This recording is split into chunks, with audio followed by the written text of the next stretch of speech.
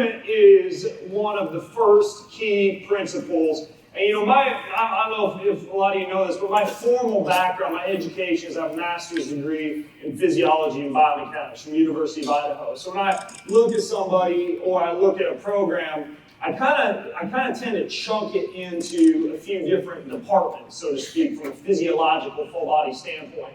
And so what you see on the slide here is when I look at movement, when I look at someone's weekly movement protocol, I like to see that all of the boxes are getting checked to hit specific physiological parameters. So one is strength, right? And you know, one great doctor who's kind of making the rounds, Gabriel Lyon, she's fantastic. I just interviewed her on my show. She has this concept of muscle-centric medicine, and it's so true that muscle is a metabolic sink. It is the body's largest organ. She actually alerted me to the fact that it's not skin, it's muscle. And so the idea of maintaining muscle and strength into age is very important. As a matter of fact, certain things are correlated with age. Does anybody know some of the specific movement or fitness parameters that are associated with defying age, with aging more slowly? Even though step count is important, and I encourage people to get 8,000 to 10,000 plus a day, it's actually walking speed. I'll talk to you a little bit about this, but the idea is I like to think when I walk about walking just a little bit faster than my brain wants me to walk at. And that's actually correlated with longevity, which is interesting. But grip strength is a biggie. They actually found that the type of muscle that's most correlated to longevity is your fast twitch type 2 muscle fibers. And the interesting thing is that one of the ways the super slow training works is you're gradually exhausting both the fast twitch and the slow twitch muscle fibers, but you're not really moving quickly, are you? Right? You're not moving explosively. It turns out that moving quickly and explosively is also correlated with longevity.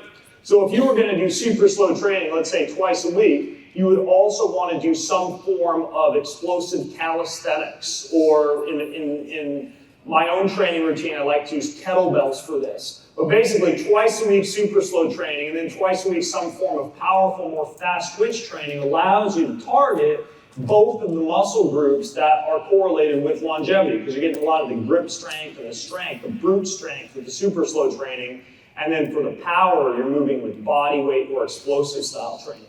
So we've got strength and power. The next key component of living a long time based on fitness is your ability to be able to buffer lactic acid. So the next one you see there is for the mitochondria.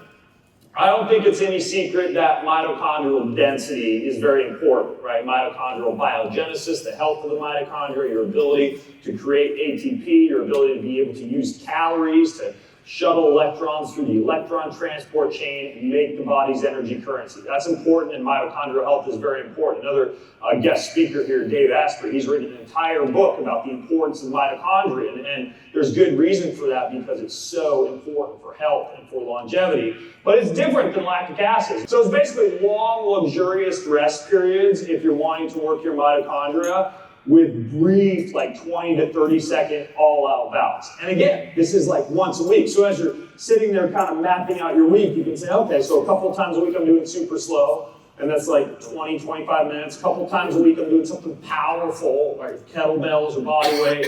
1 or 2 times a week I'm doing some kind of a Tabata set to build up my lactic acid buffering capacity. And then once a week I'm doing something where I'm doing just about 4, maybe a couple of more if you want to, if you're a glutton for punishment, 30-second efforts with a 1 to 4 work to rest ratio. I encourage you to do walking, a major part of your daily routine. Principle number 2 is fuel. So fuel obviously is important. Everybody loves to eat. No matter what diet that you look at, right? From an epidemiological standpoint, if you look at the blue zones and areas where people are living a disproportionately long period of time. I'm wearing a CGM right now. Anybody else in here experimented with or used a CGM? They're way more convenient than the cheapo blood glucose monitors you can get from Walgreens or CVS, which also work, by the way. But what gets measured gets managed, and even though I don't wear a CGM year-round, it lasts for a couple of weeks, most of these sensors, and I'll slap it on once every couple of months to keep track of how my lifestyle and my diet and my exercise factors are affecting my blood glucose, how long my glucose stays elevated after I have a meal, how much a meal elevates it acutely, what kind of things lower it. And I've found that certain lifestyle factors tend to really do a good job controlling glycemic variability. I have one of them, the most powerful. What do you guys think is the #1 way to keep blood glucose stabilized throughout the entire day? Cold, right? Some type of cold. As a matter of fact, I've done cold plunges in the morning that keep my blood glucose levels in the 70 to 80 range the rest of the day, and compared that to days in which I'm not doing cold, and there's a distinct difference. So I think cold is underrated as a way to control blood glucose. GDAs, anybody know what a GDA is? It's a glucose disposal agent. These are type of things that you can eat or consume that would increase the ability of the muscles to express what are called GLUT4 transporters and pull more glucose into muscle tissue and out of the bloodstream, which is where you don't want it if you're trying to control glycemic variability. And then I talked about eating in a parasympathetic state and chewing your food mindfully, and that's not only important because it can assist with reducing the incidence of leaky gut and poor digestion and poor intake of nutrients, but it can also help you to control blood glucose. So glycemic variability is one thing to think about. The other newer, very potent antioxidant that I've been using quite a bit recently is C60. Anybody ever use C60?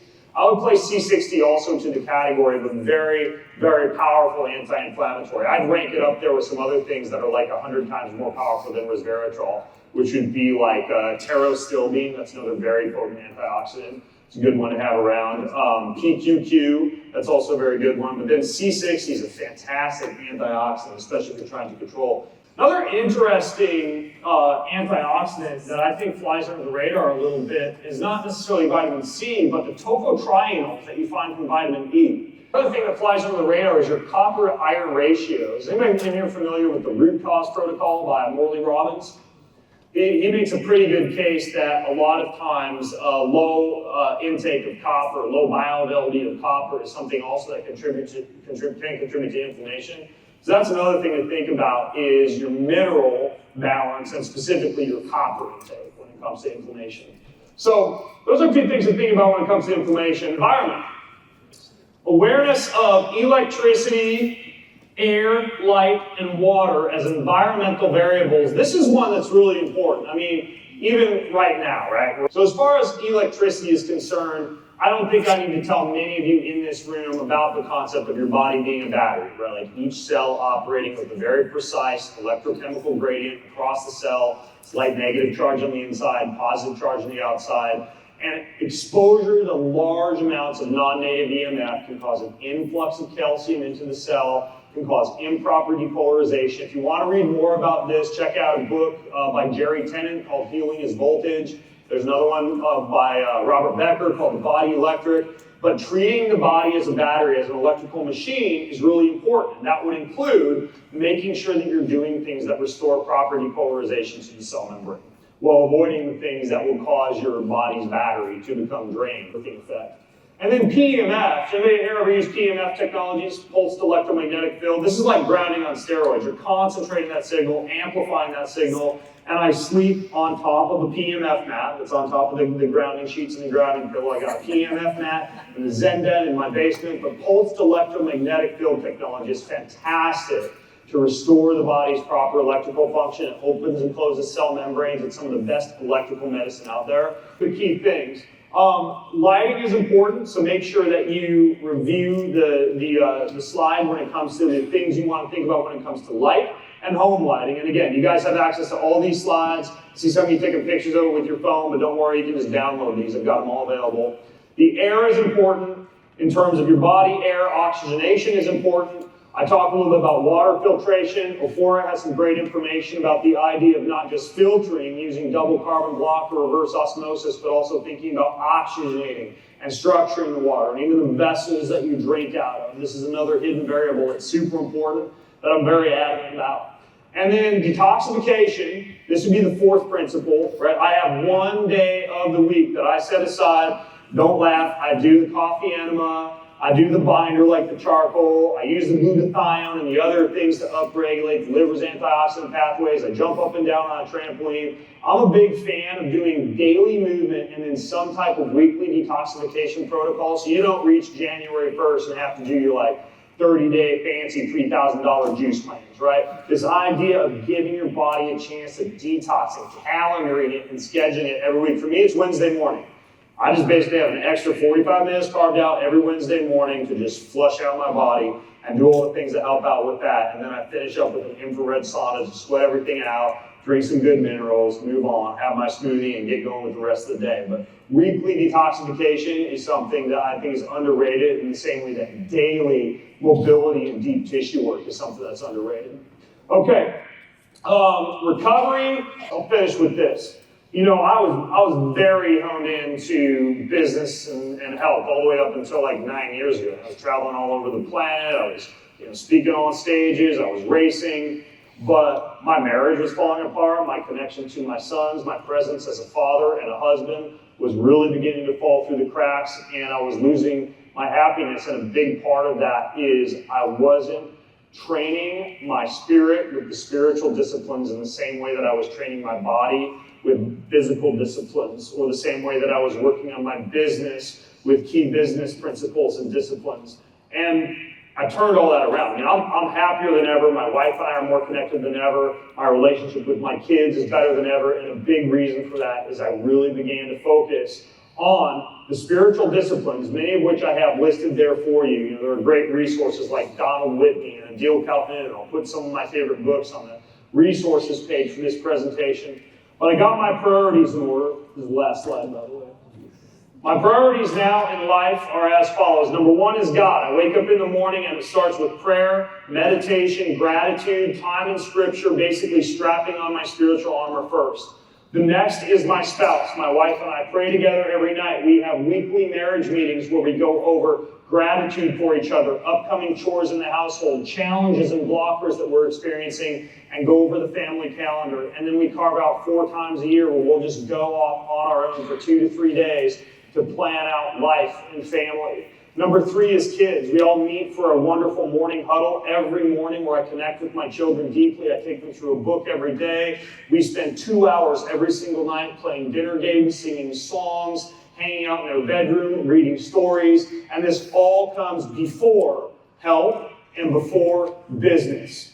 And I operated for a very long time with the idea that if I take care of my body so that I'm nice and healthy as I age, and if I'm a good provider for the family and I build up wealth for the family, that there will come a time when I'm able to be that fully present father and husband that I want to be. And I was dead wrong. And I've seen, and this is the reason I'm talking with you about it right now, right here, that in our world, right, pursuing health, pursuing anti-aging, biohacking, longevity, it can turn into a very selfish pursuit that often tends to isolate us from our friends who might not be into biohacking, even though human connectivity and social life is so much more important than any of this. And it can isolate us from our family because we're off doing all these things, and our spouse and our kids become almost like folks who are like ships passing in the night as we interact with them. And so think about these priorities, right? If you have a spouse, the spouse comes after your spiritual life, and then come your children, and then comes your health, and then comes your business. And this is a key factor in my happiness now, because even though I've got less time to work on my business, I'm building more slowly than I want to,